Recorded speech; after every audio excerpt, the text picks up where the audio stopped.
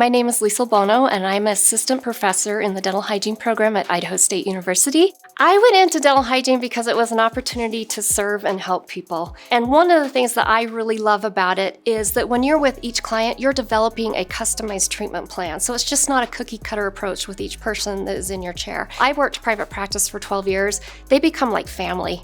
And you get to watch their kids grow up, and then their kids bring their kids into you. And so you develop these long-term relationships, and it's very rewarding to be part of somebody's oral health and see the changes that occur. We provide a bachelor's degree program, and this opens the door for so many more opportunities. In our master's degree program, we do education concepts, and we also do rural oral health and community health.